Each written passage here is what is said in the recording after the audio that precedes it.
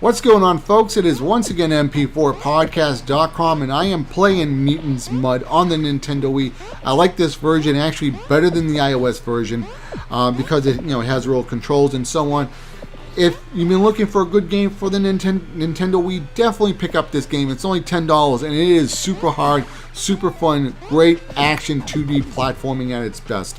But let's talk about what I really want to talk about. There's a group of Nintendo fans that want to get a firmware update to make the Nintendo Wii region free. And I saw the article over at Destructoid. I'll be leaving that link in the description box so you guys can just look at all the links that they post and blah, blah, blah.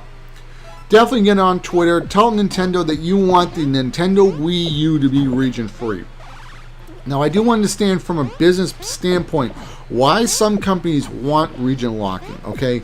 There are good reasons from a business standpoint where, when people are making the suits want region lock. I'm not saying I agree with region lock, so just hear me out on this, all right? I'm going to give you a couple examples, all right? A lot of times RPGs are released in Japan, right? We all know that, Final Fantasy. I've had friends that would purchase the Japanese versions, right? They had Japanese Super Nintendos, they had Japanese PlayStations, and a Japanese version of a Sega Saturn. They would get all these imports, and then they would go on like the internet and stuff and try to read the translation and stuff. These guys were super hardcore like RPG fans. The problem with that is, now they might be a little bit of extreme, but I'm just giving you an example. When the game comes to America, they would never buy those versions. So the stores, such as Best Buy, if you live in America, you know what Best Buy is, a big electronic retailer, GameStop, Target, all these stores, they would never buy those copies, all right? That's the problem with having things region locked. It's a bad thing overall. I get the RPGs, all right? I really do get the RPGs and why people would want to import RPGs. If you're that big of a fan of RPGs, I say, it's such a small percentage of people that would do something like that, buy the Japanese import, and then go on the internet and try to translate the Japanese text and translate it to English somehow. It's a very small percentage. All right, not a lot of people even did it. It's only a small percentage of super, super, super hardcore RPG fans. They're kind of like the anime fans where they have to listen to everything in Japanese. Fine, you like listening to Japanese dialogue, go ahead. I prefer English dub because I'm too lazy to read the subtitles. Just being honest with you. Now, let me give you another example that makes a little bit more sense. Modern Combat 4, Modern Combat 3, the Call of Duty game, right? Distributed by Activision, and they drop that here in North America every November, and I'm guessing the same in Europe. But Activision's not very well known in Japan. Now, I don't know when Square Enix dropped Modern Combat. When I say Modern Combat 3, I'm getting the Game Loft game mixed up in my head. It's like a Call of Duty clone. Now, let's say Square Enix was going to release a game in February. Instead of November, they're going to hold it off 3 months and release it in February. Let's say I live in Japan. I'm a huge Call of Duty guy, right? I just love Call of Duty. It's one of my favorite games. And I'm like, I got to wait 3 months for that game. I'll go to Amazon.com and order the American copy. Just get that copy for the PlayStation 3. Because the PlayStation 3 is region free. Remember that. The PlayStation 3 is region free. Now, the retailer in Japan, he's not selling those copies, okay? Because a bunch of people got imports, all right? So there is a problem with the local economy and why they want region locks and stuff like that. But I will say this. It is a very small percentage of people that import.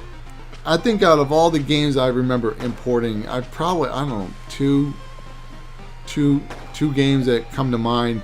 There was a rugby game, right, for the PlayStation 1, and my sister was in the UK, and I emailed her and says, hey, can you get me a rugby game for the PlayStation? So she goes over to GameStop, and the guy can obviously tell that she's an American. And the guy's like, you don't want to buy this game. It's not going to work once you get back to America. Sister emails me back, and she's like, the game's not going to work. I didn't pick it up for you. And I'm kind of like, I'm so bummed out. And I was like, I really want to play. I just want to try a rugby game. I see it on TV. I have no idea what the hell is going on in a rugby game. I see these guys like just pushing each other. It's like weird, So I said, just buy the game. Don't listen to the guy, what he says. So she goes back to GameStop, right, in the UK. There's a GameStop actually in a train station over there. And he's like, hey, I'm telling you, it's not going to work. And she's like, I know, but my brother wants it.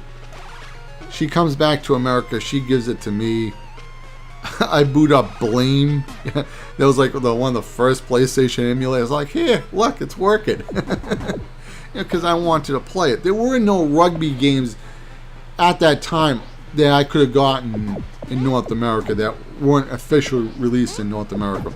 I do think there were a couple of rugby games that came out for PlayStation 2, maybe even PlayStation 3. I'm not really quite sure. But you shouldn't deny somebody able to buy something, okay? And even though the small people that do import things because they're getting them quicker, it's not that big of a deal. It really isn't. And especially Nintendo with a portable system, people love having, their Nintendo handheld because they can travel with them to other countries, bring some games, pick up a game here and there. Let people have a little bit more freedom, and people will love your company even more. I think all handhelds, especially the handhelds, should all be region free. I know in the UK, DVDs used to be $50. There was a supermarket in the UK that was selling region free DVDs, right? To say, hey, buy your DVDs from Amazon.com, they'll be $25. Some things are jacked up too much in other countries, and that's why people do it. In the UK, they used to release movies 6 months later. People would get bootlegs and stuff, So now they release movies in the theater at the same time.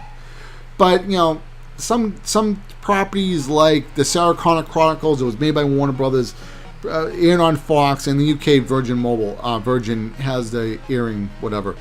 But anyway, guys, I'm out. Subscribe to my channel. Take it easy, guys. Later. Bye.